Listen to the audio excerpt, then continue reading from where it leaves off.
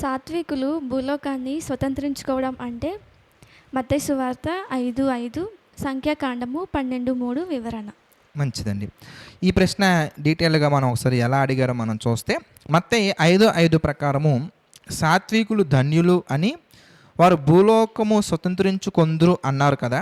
మరి సంఖ్యాకాండం 12:3 మోషే గారు మిక్కిలి సాత్వికుడు అన్నారు కదా. ఈ 2 వచనాలను వివరించగలరు. భూలోకం స్వతంత్రించుకోవడం అంటే ఏంటి? మంచిది. అయితే మొదటగా మనం సాత్వికులు అంటే ఎవరో మనం ఆలోచిద్దాం. అంటే దేవుడు ఇచ్చినటువంటి డెఫినేషన్ సాత్వికులు అనగానే దేవుడు ఇచ్చినటువంటి వివరణ మనం గమనించినట్లయితే మత్తయి సువార్త 11:29 మనం చూద్దామండి. మత్తయి సువార్త 11 నేను సాత్వికుడును దీన మనస్సు గలవాడును గనుక మీ మీద నా కాడి ఎత్తుకొని నా యొద్ద నేర్చుకొనుడి, అప్పుడు మీ ప్రాణములకు విశ్రాంతి దొరుకును. ఏమనుందండి? సాత్వికుడును దీన మనస్సు గలవాడును గనుక నా యొద్ద నేర్చుకోండి, అప్పుడు మీకేం దొరుకుద్దని చెప్తున్నారు? విశ్రాంతి దొరుకుద్దని చెప్తున్నారు. అంటే సాత్వికుల దగ్గర ఏ సబ్జెక్ట్ ఉంటుంది ఇంతకీ అంటే విశ్రాంతి దొరికే సబ్జెక్టు. అంటే ఎవరైతే సాత్వికుల దగ్గర నేర్చుకుంటారో వాళ్ళ దగ్గర, అంటే సాత్వికులు నేర్పించే సబ్జెక్ట్ ఏంటి ఇంతకీ అంటే జ్ఞానం. వాళ్ళు నేర్పించే విషయాలు, వాళ్ళు నేర్పించే వివరణ వాళ్ళ దగ్గర ఏముంటుందా ఎందుకనగానే విశ్రాంతిని పొందుకునే సబ్జెక్ట్ ఉంటుంది. వాళ్ళ దగ్గర నేర్చుకుంటే మనకేం వస్తుంది ఇంతకనగానే విశ్రాంతి మనకు వస్తుంది. ఇప్పుడు విశ్రాంతి అంటే ఏంటి మనం ఆలోచించాలి. విశ్రాంతి అనగానే మనకి రైల్వే స్టేషన్స్లో కానీ బస్ స్టాండ్లో కానీ కనిపించే విశ్రాంతి గదులు అవి కాదండి. విశ్రాంతి అనగానే ఏంటి ఇంతకీ అది మనం అర్థం చేసుకోవాలంటే ఇలాంటి మాటే ఒక మాట మనకి హెబ్రీలకు రాసిన పత్రికలో దేవుడు రాయించారు. హెబ్రీలకు రాసిన పత్రిక 3వ ఒకసారి మనం చూద్దామండి. హెబ్రీలకు రాసిన పత్రిక 3వ 18వ మనం ఒకసారి ఆలోచించినట్లయితే హెబ్రీలకు రాసిన పత్రిక 3వ 18వ ఒకసారి మనం చూద్దాం. తన విశ్రాంతిలో ప్రవేశింపరని ఎవరిని గురించి ప్రమాణము చేసెను? అవిధేయులైన వారిని గురించే కదా. కాగా అవిశ్వాసము చేతనే వారు ప్రవేశింపలేకపోయారని గ్రహించుచున్నాము. అంటే విశ్రాంతిలో ఎవరు ప్రవేశించరు ఇంతకీ అనగానే ఇక్కడ 18-19 చూస్తే మీకు అర్థమైపోవాలి. ఏమనంతకీ తన విశ్రాంతిలో ప్రవేశింపరని ఎవరిని గురించి ప్రమాణము చేశాను? అవిధేయులైన వారిని గురించే కదా. కాగా అవిశ్వాసము చేతనే వారు ప్రవేశింపలేకపోయారని గ్రహించుచున్నాము. అంటే అవిధేయులైనటువంటి వారు, అవిశ్వాసులు ఎక్కడికి వెళ్ళరయ్యా అంటే విశ్రాంతిలోకి వెళ్ళరు. అంటే దేని గురించి మాట్లాడుతున్నారు ఇక్కడ అనగానే పరదేశు గురించి మాట్లాడుతున్నారు, లేదా పరలోకానికి వెళ్ళబోయే వాళ్ళ లిస్టు గురించి మాట్లాడుతున్నారు. ఎవరు వెళ్తారు పరలోకానికి? పరదేశంలో ఉన్నటువంటి వారు, పరిశుద్ధంగా బ్రతికినటువంటి వారు వెళ్తారు. అంతే కదండి. అవిధేయులు, అవిశ్వాసులు పరలోకానికి వెళ్ళరు. పరలోకానికి వెళ్ళరంటే పరదేశంలోకి కూడా వెళ్ళరు అని దాని అర్థం. అందుకే ప్రకటన గ్రంథంలో మనం చూసామనుకోండి, ఆరాధ్య మనం చూస్తే వాళ్ళ గురించి నాదా సత్యస్వరూపిని ప్రార్థన చేస్తున్నారు. ప్రకటన గ్రంథం మనం చూస్తే ఆరాధ్య మనం చూద్దాం. ఆరాధ్యము 10వ మనం గమనించినట్లయితే కనుక వారు నాదా సత్యస్వరూపి పరిశుద్ధుడా ఎందాక తీర్పు తీర్చకయు మా రక్తము నిమిత్తము భూనివాసులకు ప్రతిదండన చేయకు ఉందో అని బిగ్గరగా కేకలు వేసరి తెల్లని వస్త్రము వారిలో ప్రతి వానికి ఇవ్వబడను, మరియు వారి వలనే చంపబడబోరు వారి వారి సహదాసుల యొక్క సహోదరుల యొక్క పూర్తి యొక్క వరకు ఇక కొంచెము కాలము విశ్రమింపవలనని వారితో చెప్పాను. నీతిమంతుల గురించి మాట్లాడుతూ మీరు కొంతసేపు విశ్రమించాలని చెప్పేసి మాట్లాడుతున్నారు. అంటే విశ్రాంతిలో ఎవరున్నారు ఇంతకనగానే నీతిమంతులు, దేవుని కొరకు త్యాగాలు చేసినటువంటి వారు, అంతం వరకు సహించినటువంటి వారు, ప్రభు యొక్క మాటలను వాళ్ళ జీవితంలో నెరవేర్చినటువంటి వారు. అందుకే లోకాసువార్త 16వ మనం గమనించినట్లయితే కనుక 19వ నుంచి మనం చూస్తే స్పష్టత వస్తుంది. దీని గురించి నెమ్మది పొందే స్థలం ఉంటుంది, యాతన పడే స్థలం ఉంటుంది. కనుక నెమ్మది పొందే స్థలానికి ఎవరు వెళ్తారు? అందుకే దేవుని చిత్తాన్ని నెరవేర్చినటువంటి వారు, దేవుని చిత్త ప్రకారంగా బ్రతికినటువంటి వారు నెమ్మది పొందే స్థలానికి వెళ్తారు. అంటే విశ్వాసులు, విధేయులు ఎక్కడికి వెళ్తారు? నెమ్మది పొందే స్థలానికి వెళ్తారు. ఈ నెమ్మది పొందే స్థలానికి వెళ్ళే వాళ్ళ గురించి మాట్లాడుతున్నటువంటి మాట, వాళ్ళు నెమ్మది పొందుచున్నారు. అందుకే అబ్రహాం గారు అంటారు, నీవైతే నీ జీవిత కాలం ముందు నీకు ఇష్టం వచ్చినట్టు బ్రతికితేవి కనుక అదిగో నువ్వు అక్కడ వేదనలో ఉన్నావు. అయితే ఇతడు దేవుని కొరకు బ్రతికారు కనుక ఇక్కడ నెమ్మది పొందుచున్నాడు. విశ్రమిస్తున్నాడు, విశ్రాంతి తీసుకుంటున్నాడు అంటే దాని అర్థం మీకు అర్థమైపోవాలి. విధేయులు, విశ్వాసులు నెమ్మది పొందే స్థలంలోకి వెళ్తారు, విశ్రాంతిలోకి వెళ్తారు. ఇప్పుడు యేసుక్రీస్తు వారు మాట్లాడిన మాట ఒకసారి జ్ఞాపకం చేసుకుందాం. నేను సాత్వికుడను, దీన మనస్సు గలవాడును కనుక నా యొద్దకు రండి, నా దగ్గర నేర్చుకోండి, అప్పుడు మీకు విశ్రాంతి దొరుకుని అంటున్నారు. అంటే యేసుక్రీస్తు వారి దగ్గర ఏముంది? జ్ఞానం ఉంది. కొలస్సీ పత్రిక మనం చూస్తే 2వ అధ్యాయంలో 3వ వచనంలో మనకు కనబడుతుంది. కొలస్సీలకు రాసిన పత్రిక 2వ అధ్యాయం 3వ వచనం మనం చూస్తే, కొలస్సీ పత్రిక 2వ అధ్యాయం 3వ వచనం ఒకసారి మనం చూద్దాం. కొలస్సీలకు రాసిన పత్రిక, బుద్ధి జ్ఞానముల సర్వ సంపదలు ఆయన యందే గుప్తములై ఉన్నవి. ఎవరి దగ్గర ఉన్నాయి బుద్ధి జ్ఞానాల సర్వ సంపదలు? క్రీస్తులో ఉన్నాయి, అంటే వాక్యంలో ఉన్నాయి. అంటే యేసుక్రీస్తు వారి దగ్గర ఏముంది? బుద్ధి జ్ఞానము సర్వ సంపదలు ఉన్నాయి. ఇప్పుడు యేసుక్రీస్తు వారు అంటున్నారు, నా యొద్దకు రండి, నా దగ్గర మీరు నేర్చుకోండి. ఏమి నేర్చుకోవాలి? ఎందుకు దీన్ని బట్టి? బుద్ధి జ్ఞానములు సర్వసంపదలు నేర్చుకుంటే బైబిల్ నేర్చుకోవాలి, వాక్యాన్ని నేర్చుకోవాలి. ఇప్పుడు వాక్యాన్ని నేర్పించే వ్యక్తికి ఉన్నటువంటి పేరేంటి? ఇంతకీ ఒక పేరు బోధకుడు అని మాత్రమే కాకుండా మరొక పేరు మనకు కనబడుతుంది. ఏంటి ఆ పేరు? ఇంతకీ సాత్వికుడు. యేసుక్రీస్తు వారు సాత్వికుడు. ఎందుకనంటే ఆయన విశ్రాంతిలోకి వెళ్ళే సబ్జెక్ట్ నేర్పిస్తున్నారు, విశ్రాంతిలోకి వెళ్ళే విషయాలు నేర్పిస్తున్నారు. కనుక ఇప్పుడు ఇక్కడ మనకు మనకు కనబడుతున్నటువంటి మాట, ఇప్పుడు ఇదంతా మీకు అర్థమైతే కనుక ఇప్పుడు 2 వచనాలు ఏంటి? ఆ 2 వచనాలు ఎందుకు? సంఖ్యాకాండంలో ఒక వచనం మనకు కనబడుతుంది. ఏంటి ఆ సంఖ్యాకాండంలో మనకు కనిపించే వచనం? 12వ అధ్యాయానికి మనం వెళ్తాం. సంఖ్యాకాండము 12వ అధ్యాయానికి మనం వెళ్తే కనుక 3వ వచనం మనం చూద్దాం. సంఖ్యాకాండము 12వ అధ్యాయము 3వ వచనం మనం చూస్తే ఏమనుంది? సంఖ్యాకాండం 12:3లో, యెహోవా ఆ మాట వినును, మోషే భూమి మీదున్న వారందరిలో మిక్కిలి సాత్వికుడు. చూసారా? ఎందుకు మోషే గారు మిక్కిలి సాత్వికుడు అనగానే ఆయన దగ్గర మరొక లక్షణం మనకు కనబడుతుంది. ఏంటి ఆ మరొక లక్షణం? ఇంతకీ 7వ వచనంలో మనం చూద్దాం. సంఖ్యాకాండము 12వ అధ్యాయంలోనే, అతడు నా ఇల్లంతటిలో కూడా నమ్మకమైనటువంటి వాడు. చూసారా చక్కగా ఉందో? అలాగే మోషే గారి గురించి ఇంకా చాలా మాటలు మనకు కనబడతాయి. ఆయన కోపాన్ని చల్లార్చుటకు దేవుడు ఏర్పరచుకున్నటువంటి సేవకుడు అనే పేరు కూడా మనకు కనబడుతుంటుంది. అంటే మోషే గారిని ఎందుకు సాత్వికుడు అన్నారు? ఎందుకనగానే ఆయన చాలా నమ్మకంగా ఉన్నారు. తర్వాత మీరు ఆలోచిస్తే కనుక ఆయన దేవుని కోపాన్ని చల్లార్చే విధంగా ఆయన ప్రవర్తించారు. అలాగే మోషే గారి దగ్గర కూడా దేవుడు ఏం పెట్టారు? ఎందుకనగానే ఇదిగో ధర్మశాస్త్రాన్ని పెట్టారు. కొత్త నిబంధన మనకి క్రీస్తు ద్వారా వస్తే, పాత నిబంధన ఎలా వచ్చింది? ఎందుకే? మోషే గారి ద్వారా వచ్చింది. యోహాను సువార్త మనం చూస్తే 1వ అధ్యాయంలో మనకు కనబడుతుంది. మాట యోహాను సువార్త 1వ అధ్యాయము 17వ వచనం మనం చూసాం అనుకోండి. యోహాను సువార్త 1వ అధ్యాయము 17 మనం చూస్తే, ధర్మశాస్త్రము మోషే ద్వారా అనుగ్రహింపబడెను. చూసారా ఎలా వచ్చింది ధర్మశాస్త్రం? ఎందుకు? మోషే గారి ద్వారా వచ్చింది. అంటే మోషే గారి దగ్గర ఏ సబ్జెక్ట్ ఉంది? ఎందుకే? మోషే గారి దగ్గర కూడా ఏ జ్ఞానం ఉంది? ఎందుకనగానే దేవుడి జ్ఞానం ఉంది. ఆ జ్ఞానం ఎలాంటిది? ఎందుకనగానే అక్కడ ఉన్నటువంటి వాళ్ళని పరదేశంలోకి తీసుకెళ్లేటువంటి జ్ఞానం, అక్కడ ఉన్నటువంటి వాళ్ళని విశ్రాంతిలోకి నడిపించే జ్ఞానం, అక్కడ ఉన్నటువంటి వాళ్ళని ఇదిగో పరలోకానికి చేర్చే జ్ఞానం. ఇప్పుడు దేవుడు మాట్లాడుతున్న మాట ఏంటంటే, సాత్వికులు ధన్యులు. అంటే ఎవరు సాత్వికులు? ఇంతకీ ఎవరైతే పరలోకానికి తీసుకువెళ్ళే జ్ఞానం నేర్చుకొని ఆ జ్ఞానాన్ని ఇతరులకు బోధిస్తున్నారో, ఇతరులకు నేర్పిస్తున్నారో వారే సాత్వికులు.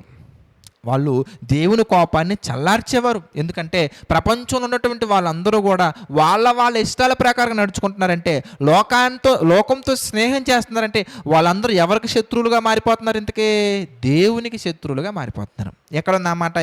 యాకోబు పత్రికలో మనకు కనబడుతుంది. చూడండి, యాకోబు పత్రిక 4వ అధ్యాయం మనం చూసాం అనుకోండి. యాకోబు గారు రాసినటువంటి పత్రిక 4వ అధ్యాయం మనం చూస్తే, యాకోబు పత్రిక 4వ వచనం మనం చూద్దాం. వ్యభిచారునులారా, ఈ లోక స్నేహము దేవునితో వైరమని మీరు ఎరుగురా. కాబట్టి ఎవడు ఈ లోకముతో స్నేహము చేయగోరునో వాడు దేవునికి శత్రువగును. చూసారా ఎంత చక్కగా ఉంది? అంటే ఎవరైతే లోకంతో స్నేహం చేస్తున్నారో వాళ్ళందరూ దేవునికి శత్రువులుగా మారిపోతున్నారు.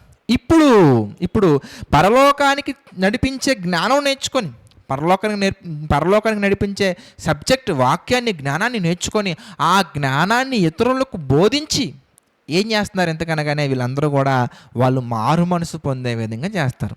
అలా చేయడం ద్వారా ఏం చేస్తారు? అందుకే దేవుని కోపాన్ని చల్లారుస్తారు. అంటే వాళ్ళ మీద దేవుడికి ఉన్నటువంటి కోపం, అంటే దేవుడు కోపడతారా బ్రదర్ అంటే 100% కోపడతారండి. ఎక్కడుందన్నమాట? కీర్తనల గ్రంథంలో మనకు కనబడుతుంది. 7వ కీర్తన మనం చూసాం అనుకోండి. 11 మనం ఒకసారి చూద్దాం. 7వ కీర్తన మనం చూస్తే 11లో ఏమని కనబడుతుంది? ఎంతకీ న్యాయమును బట్టి ఆయన తీర్పు తీర్చును. ఆయన ప్రతిదినము కోపపడు దేవుడు. ఒకడును మళ్ళని ఎడల మారకపోతే, మంచి వైపు రాకపోతే, మళ్ళకపోతే మళ్ళని ఎడల ఆయన తన ఖడ్గమును పదును పెట్టును, తన విల్లు ఎక్కుపెట్టి దానిని సిద్ధపరిచి ఉన్నాడు. వాని కొరకు మరణ సాధనములను సిద్ధపరిచి ఉన్నాడు, తన అంబులను అగ్నిబాణములుగా చేసి ఉన్నాడు. అంటే ఎవరైతే పాపములో బ్రతుకుతున్నారో వాళ్ళ కొరకు మరణ సాధనాలను సిద్ధపరిచారు ఆయన. అంత కోపతున్న దేవుడు ఇతను బట్టి సంతోషించాలంటే ఇదిగో ఇతను మారు మనసు పొందాలి. ఇతను మారు మనసు పొందాలంటే ఏం చేయాలి? ఇంతకీ ఇదిగో నా కుమారుడా, జ్ఞానమును సంపాదించి నా హృదయాన్ని సంతోషపెట్టు. వాక్యము గనక వాళ్ళ హృదయంలోకి వెళ్తే వాళ్ళ హృదయంలో ఉన్నటువంటి ఆలోచనలన్నీ మారిపోయి మంచిగా పాపాన్ని విసర్జించి ఇదిగో మారు మనసు పొంది బాప్తిసం తీసుకుంటారు, దేవుని పిల్లలుగా మారతారు. అందుకే 99 మంది నీతిమంతుల ద్వారా వచ్చే సంతోషం కంటే కూడా మారు మనసు పొందినటువంటి ఒక పాపి విషయంలో పరలోకంలో ఎక్కువ సంతోషం కలుగును. అంటే దేవుని కోపం చల్లార్చబడి దేవుడు సంతోషించేలా చేయాలంటే అది సాత్వికుల వలన అవుతుంది. ఎందుకంటే సాత్వికుల దగ్గర ఏముంటుంది? ఇంతకీ దేవుడి జ్ఞానం ఉంటుంది. ఆ జ్ఞానంతో అనేక మందిని ఇదిగో దేవుని వైపు నడిపిస్తారు. అలా నడిపించడం ద్వారా శత్రువులుగా ఉన్న వీళ్ళందరూ కూడా దేవుని పిల్లలుగా మారతారు. దేవుని పిల్లలుగా మారిన వీళ్ళని బట్టి తండ్రి కోపం చల్లారి ఇదిగో తండ్రి వీళ్ళని బట్టి సంతోషించడం జరుగుతుంది. అయితే ఇది సాత్వికుల యొక్క లక్షణాలు. అయితే మరి సాత్వికులు భూలోకాన్ని స్వతంత్రించుకోవడం అంటే ఏంటి? ఇంతకీ ఇది మనం ఆలోచించాలి.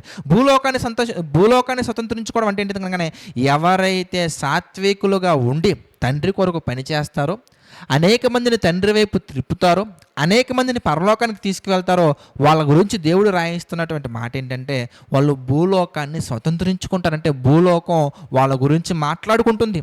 ఎలా మాట్లాడుకుంటుంది ఇంతకీ అని మనం ఆలోచించామనుకోండి, మోషే గారు మరణించిన తర్వాత కూడా ఆయనైతే ఈ భూమి మీద లేరులే కానీ ఆయన పేరు మాత్రం మారుమ్రోగిపోయిందండి. ఎలా మారుమ్రోగిపోయింది ఇంతకీ అని మనం గమనించామనుకోండి, యెహోషువ గ్రంథంలో ఒక మాట మనం చూద్దాం. యెహోషువ గ్రంథం మనం చూస్తే యెహోషువ గ్రంథము 8వ అధ్యాయంలో 30వ వచనం మనం చూద్దాం. యెహోషువ గ్రంథము 8వ అధ్యాయము 30వ వచనం మనం చూస్తే, యెహోషువ గ్రంథము 8వ అధ్యాయము 30వ వచనం మనం చూస్తే చదవండి, ఏమనుంది అక్కడ?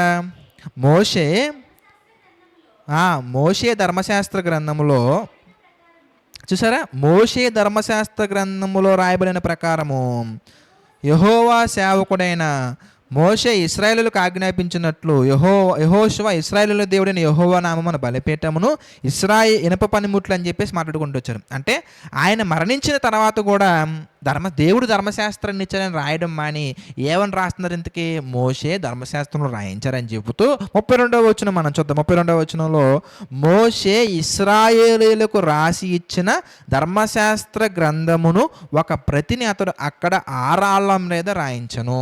ఆయనైతే మరణించారు అనగా ఆయనైతే ఈ భూమిని విడిచిపెట్టారు, కానీ ఇదిగో ఆయన పేరు మాత్రం మర్చిపోలేదండి. ఆయన పేరు మాత్రం అలాగే సస్టైన్ అవుతూ వెళ్ళిపోయిందండి, స్టాండర్డ్గా వెళ్ళిందండి. దేవుడు కూడా మాట్లాడుతూ అంటారు, ఇదిగో నేను మోషేకి తోడై ఉన్నట్లు నీకు కూడా తోడుగా ఉంటాను, యెహోషువ గారితో మాట్లాడుతూ. యేసుక్రీస్తు వారు కూడా మీరు ఆలోచిస్తే చూడండి, యోహాను సువార్తలోకి మనం వద్దాం. యోహాను సువార్త మనం చూస్తే యేసుక్రీస్తు వారు ఏం మాట్లాడుతున్నారు? యోహాను సువార్త 7వ అధ్యాయము 23వ వచనం మనం చూద్దాం. యోహాను సువార్త 7వ అధ్యాయము 23వ వచనం మనం చూస్తే, మోషే ధర్మశాస్త్రము మేరకుండునట్లు ఇచ్చింది ఎవరు? దేవుడు కాదండి. కానీ ఎవరి పేరు వచ్చింది దానికి? మోషే ధర్మశాస్త్రం అనే పేరు వచ్చేసిందండి. ఇచ్చింది దేవుడు అయినప్పటికీ దాని పేరు మాత్రం మోషే ధర్మశాస్త్రం. మోషే గారు ఎక్కడ? నిర్గమాకాండములో దేవుని కొరకు యథార్థంగా బ్రతికి అనేక మందిని దేవుని వైపు నడిపించి ఆయన కోపాన్ని చల్లార్చినటువంటి ఒక సేవకుడు మరణించిన తర్వాత ఎన్ని సంవత్సరాలు అయిపోతుంది మీరు ఆలోచించండి. ఎన్ని సంవత్సరాలు? సుమారుగా 1800-1900 సంవత్సరాల తర్వాత కూడా ఆయన గురించి మాట్లాడుకుంటున్నారు. ఎలా మాట్లాడుకుంటున్నారయ్యా అంటే మోషే ధర్మశాస్త్రము. మనం ఏం చూసాం? యోహాను సువార్త 1లో ఇంతకీ యోహాను సువార్త 1వ అధ్యాయం మళ్ళీ మనం చూద్దాం. యోహాను సువార్త 1వ అధ్యాయం మనం చూస్తే 17లో మనం చూస్తే ధర్మశాస్త్రము మోషే ద్వారా ఇవ్వబడెను. వాక్యము మోషే ద్వారా దేవుడిచ్చారు, కానీ అది మోషే వాక్యం కాదండి. కానీ ధర్మశాస్త్రానికి ఆ పేరు వచ్చేసిందండి, మోషే ధర్మశాస్త్రము. అంటే అంత గొప్పగా భూలోకాన్ని స్వతంత్రించుకున్నారు. ఎన్ని తరాలు? ఎన్నో వందల వేల తరాలండి. మనకి మోషే గారికి లింక్ ఏంటి మీరు ఆలోచించండి, మీరు బాగా ఆలోచిస్తే. కానీ మనం కూడా మోషే గారి గురించి మాట్లాడుకుంటున్నామంటే అంత గొప్పగా దేవుడు మోషే గారిని హెచ్చించారు. ఎందుకయ్యా అంటే సాత్వికంగా బ్రతికారు గనక. మనం కూడా సాత్వికంగా బ్రతికితే మనం కూడా భూలోకాన్ని స్వతంత్రించుకుంటాం. ఇప్పటికీ కొంతమంది దైవజనుల గురించి మాట్లాడుకుంటూ ఉంటామండి. యథార్థంగా నమ్మకంగా దేవుని కొరకు బ్రతికి అనేక మందిని దేవుని వైపు నడిపించిన దైవజనుల గురించి, దేవుని కొరకు యథార్థంగా బ్రతికినటువంటి వారి గురించి మనం కూడా అప్పుడప్పుడు మాటల్లో మాట్లాడుకుంటూ ఉంటామండి. వాళ్ళైతే ఈ లోకాన్ని విడిచిపెట్టారు, కానీ వాళ్ళు చేసిన పరిచర్య, వాళ్ళ ద్వారా నడిపించబడినటువంటి ఆత్మలు, వాళ్ళ ద్వారా రక్షణలోకి వచ్చినటువంటి ఆత్మలు, ఇవన్నీ మనం ఆలోచించి వాళ్ళ గురించి మాట్లాడుకుంటూ ఉంటాం. అలాగే మీరు ఆలోచిస్తే మోషే గారి గురించి కూడా ఎంత పరిచర్య చేశారు, ఎంత గొప్పగా దేవుని కొరకు బ్రతికారు, ఎంత గొప్పగా అనేక మందిని దేవుని వైపు నడిపించారు. కనుక మోషే గారి గురించి స్టిల్ మనం మాట్లాడుకుంటున్నాము. అది భూలోకాన్ని స్వతంత్రించుకోవడం అంటే. ఇంకా మీరు ఆలోచిస్తే కనుక, ఇంకా మీరు చూస్తే కనుక హెబ్రీలకు రాసిన పత్రికలో కూడా వస్తుందండి మోషే గారి గురించి. చూడండి, హెబ్రీ పత్రిక 3వ అధ్యాయం మనం చూస్తే 3వ వచనం ఒకసారి మనం చూద్దాం. హెబ్రీలకు రాసిన పత్రిక 3వ అధ్యాయము 2-3 వచనాలు మనం చూద్దాం. హెబ్రీ పత్రిక. దేవుని ఇల్లంతటిలో కూడా మోషే నమ్మకముగా ఉండినట్టు ఈయన కూడా ఇదిగో ఈ నియమించిన వానికి నమ్మకంగా ఉన్న యేసుక్రీస్తు వారి గురించి మాట్లాడతారు. మోషే ఎలాగైతే నమ్మకంగా ఉన్నారో ఈయన కూడా తండ్రికి నమ్మకంగా ఉన్నారని యేసుక్రీస్తు వారి గురించి మాట్లాడతారు. అంటే మోషే గారు మరణించినా కానీ, అనగా ఈ లోకాన్ని విడిచినా కానీ, పరదేశంలోకి వెళ్ళినా కానీ స్టిల్ మోషే గారి పేరు మాత్రం ఈ భూమి మీద మర్చిపోలేదండి. ఎవరు మర్చిపోలేదండి. యథార్థవంతులు, నీతిమంతులు ఎవరైనా కానీ, బైబిల్ చదువుకున్న వాళ్ళకి ఎవరికైనా కానీ మోషే పేరు అలా వచ్చేస్తుంది అంతేనండి. చూడండి, ఇంకా మీరు బాగా ఆలోచిస్తే కనుక ఇదే రెఫరెన్స్ మనం యేసుక్రీస్తు వారికి పెట్టి మనం ఆలోచించామనుకోండి, అంటే సాత్వికంగా ఉంటే దేవుడు ఎంత హెచ్చిస్తారు అనడానికి యేసుక్రీస్తు వారికే మనం ఒకవేళ పెట్టి మనం ఆలోచిస్తే కనుక ఫిలిప్పీలకు రాసిన పత్రికలో మనకు ఒక మాట కనబడుతుంది ప్రియులారా. ఫిలిప్పీలకు రాసిన పత్రిక 2వ అధ్యాయం మనం చూస్తే 9వ వచనం మనం చూద్దాం. ఫిలిప్పీలకు రాసిన పత్రిక 2వ అధ్యాయం 9వ వచనం మనం చూస్తే, అందుచేతను పరలోకమందున్న వారిలో కానీ, భూమి మీద ఉన్నవారిలో కానీ, భూమి క్రింద ఉన్నవారిలో కానీ ప్రతి వాని మోకాలు యేసు నామమున వంగునట్లు, ప్రతి వాని మోకాలు వంగాలంతే యేసుక్రీస్తు వారికి. యేసునామంలో ప్రార్థించాలి, మోకాలుని ప్రార్థించాలి అంతేనండి. అంత గొప్పగా దేవుడు యేసుక్రీస్తు వారిని హెచ్చించారు. మనం కూడా సాత్వికంగా బ్రతికితే, మనం కూడా నమ్మకంగా బ్రతికితే మనల్ని కూడా దేవుడు అంతే హెచ్చిస్తారు. మనం ఈ భూమిని విడిచినా కానీ మన గురించి ఎన్నో తరాలు మాట్లాడుకునేంత గొప్పగా భూలోకాన్ని స్వతంత్రించుకునేలా దేవుడు మనల్ని హెచ్చిస్తారు. కనుక మీ ప్రశ్నకు సమాధానం వచ్చిందని మనస్ఫూర్తిగా భావిస్తున్నాను. మరి నెక్స్ట్ క్వశ్చన్ మనం చూద్దాం. Next question please.